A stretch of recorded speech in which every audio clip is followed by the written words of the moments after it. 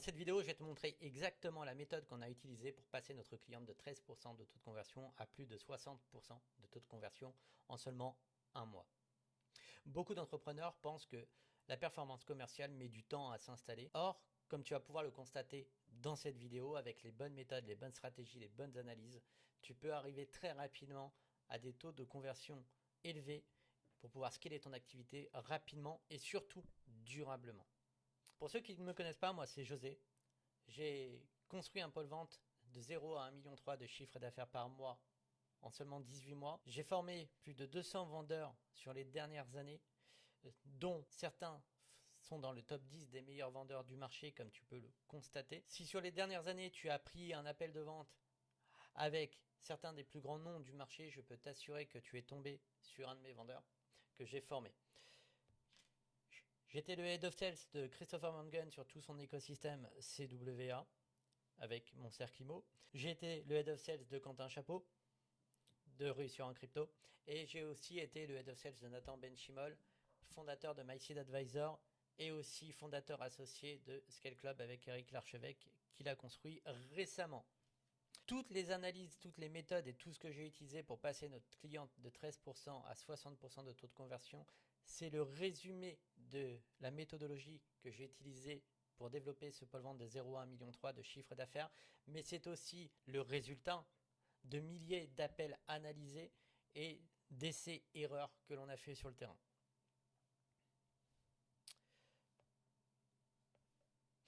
D'ailleurs, comme tu peux le voir, elle fonctionne dans plusieurs secteurs. À partir du moment où tu as un business en high ticket, tu peux appliquer tout ce que je vais dire dans cette vidéo. Par exemple, Stéphane, fondateur d'Influence for You, il est passé de 9% à 20% de taux de conversion. Avec lui et son ami qui s'occupait de la vente, on n'était pas sur des profils de sales avec une formation sales, mais ils ont quand même doublé le MRR d'Influence for You en un mois seulement grâce aux bonnes méthodologies. Et notre cliente qui est passée de 13% à plus de 60% de taux de conversion en seulement un mois. Pour te donner un peu plus de contexte, la situation initiale, elle a une offre à 3 000 € dans de l'accompagnement pour les femmes sur une niche intime. 13% de taux de conversion, 25% de taux de no-show. On avait déjà deux gros leviers sur lesquels on devait appuyer pour aller chercher beaucoup plus de chiffre d'affaires. Un système d'acquisition qui tournait, des sales qui ne performent pas, parce qu'on est à 13% de taux de conversion, on est très très bas, des fuites avant, pendant et après le closing. Elle traquait uniquement le chiffre d'affaires qu'elle générait et elle avait de mauvaises croyances sur la vente qui se propageaient dans son équipe et qui empêchaient aussi son équipe de performer. Suite à l'audit et à la réécoute de certains de ces appels, on a analysé qu'il n'y avait pas de setting, pas de process anti-no-show, des erreurs de closing, de posture, de structure d'appel, de pitch, de traitement d'objection, et aussi un suivi des leads complètement aléatoire et un suivi des mauvaises métriques pour piloter son pôle vente. Ça faisait quand même pas mal de choses à regarder, et c'est pour ça qu'on a tout revu et qu'on a tout optimisé. Voici donc toutes les fuites que l'on a analysées. On a donc mis en place les correctifs suivants. Avant le call, on a mis en place un système de setting. On a mis en place un système anti-no-show. Pendant le call, on a tout changé pour pouvoir aller chercher un maximum de conversion. Après le call, on a mis en place un vrai process de follow-up et un suivi client pour upsell.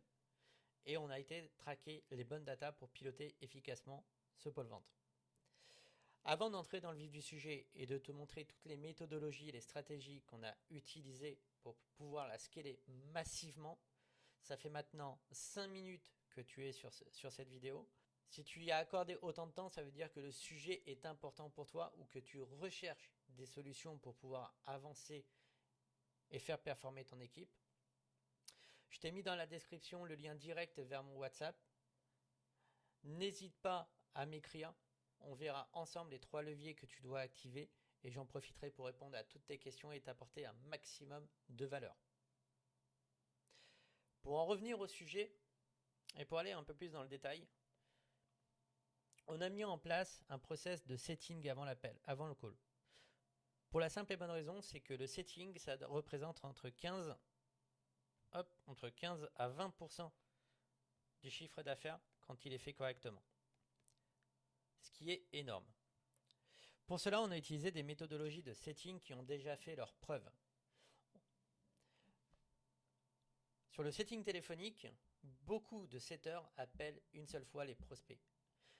Alors que tu sais que le plus important, c'est de contacter ton prospect le plus rapidement possible parce qu'il est chaud. Donc pour cela, au lieu de l'appeler une fois, à partir de maintenant, dis à ton setter de l'appeler 2 fois d'affilée quand il tombe sur la messagerie. Il faut bien comprendre qu'aujourd'hui, les gens décrochent très rarement sur le premier appel quand c'est un numéro qu'ils ne connaissent pas. En l'appelant une deuxième fois, tu vas commencer à attiser sa curiosité, il va donc décrocher. Et si jamais ce n'est pas le cas, il est peut-être occupé, dis à ton setter de le contacter une troisième fois dans les 5 minutes après le deuxième essai. Rien que ça va te permettre de contacter un maximum de monde dans le temps où ils sont les plus chauds. Ensuite, le système anti-no-show, qui a été une grosse partie des résultats. On perdait une opportunité sur 4. C'est énorme. Pour cela, on a joué sur plusieurs choses. Déjà, on a mis en place sur le Calendly pas de prise de rendez-vous passé les 72 heures. Si ton prospect ne prend pas rendez-vous dans les 72 heures alors qu'il vient de montrer de l'intérêt pour ce que tu fais, ça veut juste dire qu'il n'a pas la motivation ou qu'il n'a pas l'urgence de traiter ça.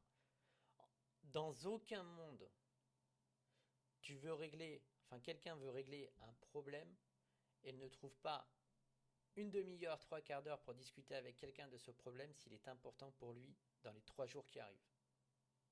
Ça veut juste dire, si c'est le cas, que ce qu'il a à faire est plus important que de régler son problème.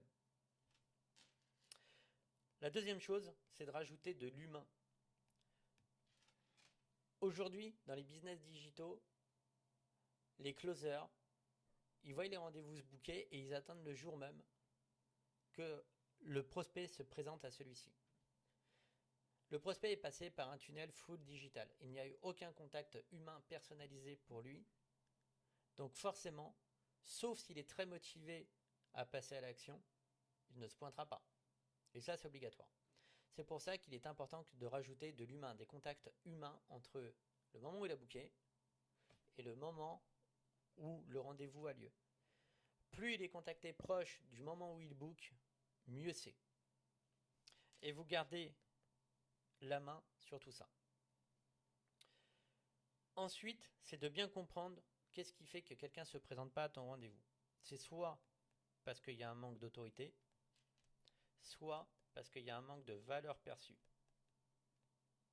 de l'appel. C'est les deux seules raisons. Parce que demain, tu vas prendre un rendez-vous avec Alex Hormozy ou avec quelqu'un que tu kiffes, je peux t'assurer que tu vas te pointer au rendez-vous et que tu vas te mettre 4 alarmes dans la journée pour être sûr de ne pas rater ce rendez-vous. La seule raison qui fait que tes prospects ne font pas la même chose, c'est que soit tu n'as pas assez d'autorité sur ton marché, soit la valeur perçue du rendez-vous est trop faible. Si tu leur vends le rendez-vous juste comme étant un simple appel de closing, la personne ne se pointera pas. Les gens détestent qu'on leur vende, mais adorent acheter. C'est à toi et à tes sales de faire le job, de leur faire acheter ce dont ils ont besoin.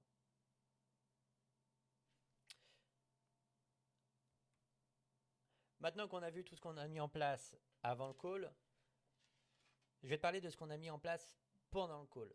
Ça a été 80% du résultat. Mais reste bien jusqu'à la fin parce que ce que je vais te donner en méthodologie et en stratégie après le call, ça va te faire gagner des milliers d'euros de chiffre d'affaires parce que l'argent est dans la liste. Pendant le call. Donc pendant le call, on avait un challenge de posture. On avait une posture de coach sur les appels jusque-là. On a modifié cette posture de coach ami par une posture de leader et d'autorité. Parce que les gens suivent des leaders et parce que l'autorité te permet de challenger la personne à la fin de l'appel pour la challenger à passer à l'action avec toi. C'est pas une posture de coach ou d'ami qui va te permettre ça. Et ça, il faut absolument que tu en sois conscient. Ce n'est pas en étant gentil avec les gens que tu les aides. Le deuxième point, ça a été la trame ou la structure d'appel, qui était standard. Et c'est d'ailleurs ce que font 90% des équipes de vente aujourd'hui.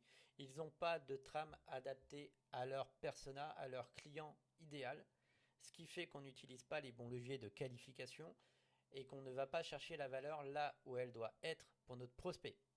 Et c'est ultra important de le comprendre, parce que si tu ne sais pas ce qui a de la valeur pour ton prospect, tu ne peux pas lui présenter ton offre de la meilleure des façons.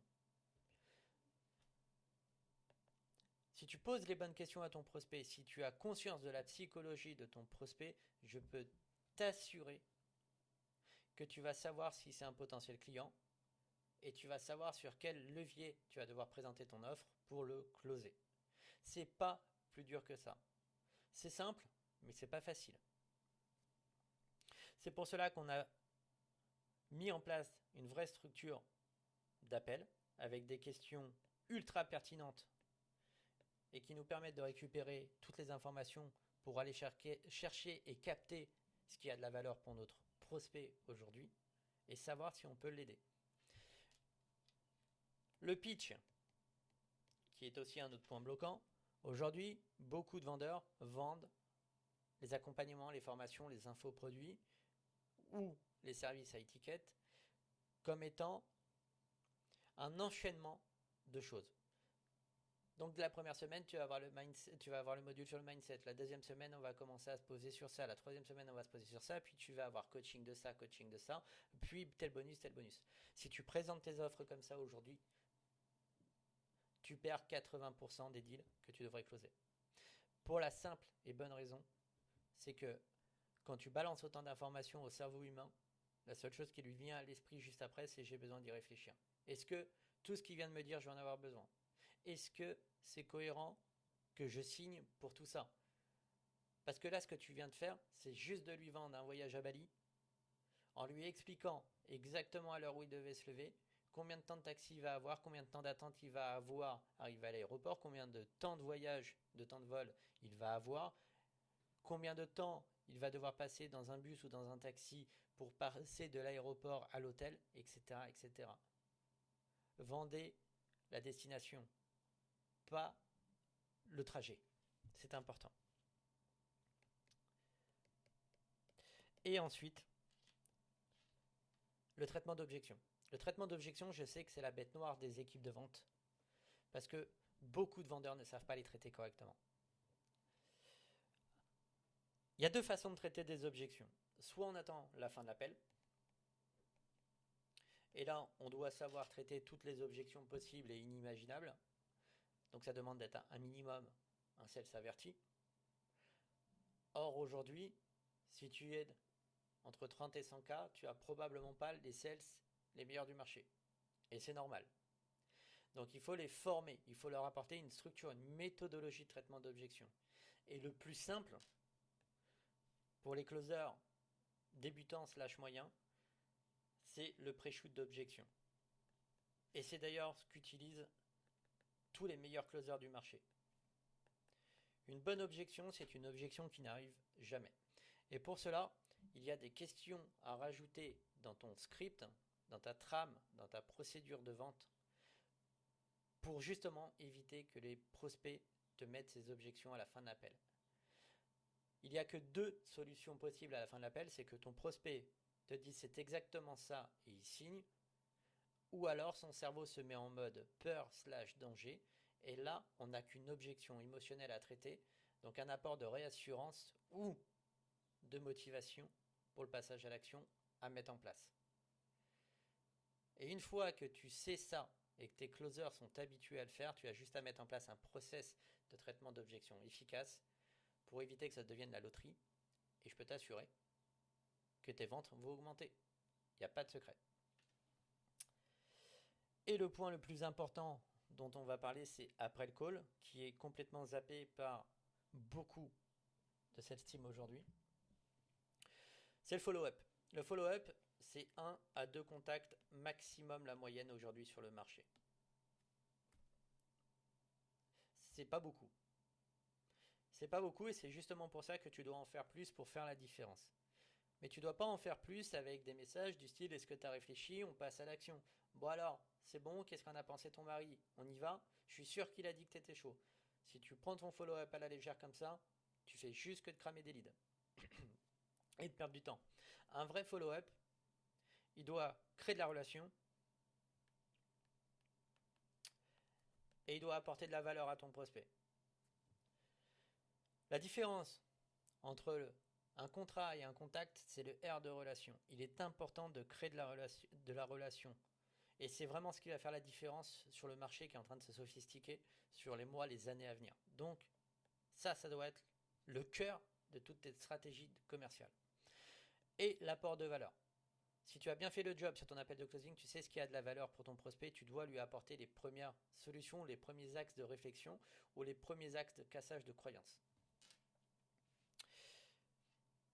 Et une fois que tu auras fait ça, tu auras été récupéré énormément de choses et d'argent dans ta liste. Et la preuve, c'est que notre cliente en question, dont je te parle depuis le début de cette vidéo, rien que le fait de casser ses croyances sur le follow-up, qu'elle prenait ça pour du harcèlement, ou qu'elle pensait que c'était trop pushy, avec les bonnes méthodes, elle ne sentait plus pushy la chose, mais elle se sentait obligée de relancer ses prospects, parce qu'elle savait qu'elle était en mesure de les aider. Et c'est cette position que tu dois avoir pour relancer tes prospects. Avec la bonne méthodologie, elle a fait 3 ventes en moins de 24 heures en faisant un follow-up efficace avec cette méthode.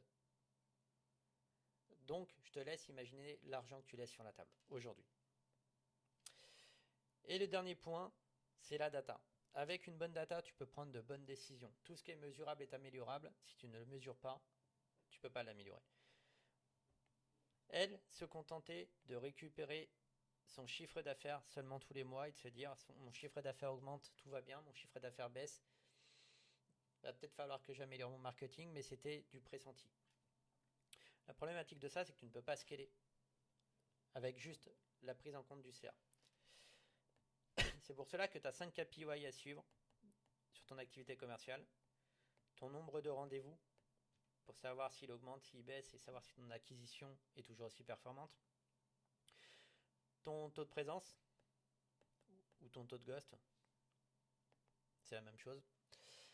Pour savoir si les gens arrivent en rendez-vous et travailler les points sur lesquels on a parlé tout à l'heure. Ton taux de closing, forcément, pour connaître la performance de ton équipe commerciale. Ton CA encaissé, qui va t'indiquer combien tu fais rentrer dans ta boîte, c'est important. Et si tu veux aller plus loin, tu peux aussi connaître ton panier moyen. Ton panier moyen va te permettre de savoir si tes closers vendent en one shot ou si ils ont tendance à vendre en plusieurs fois.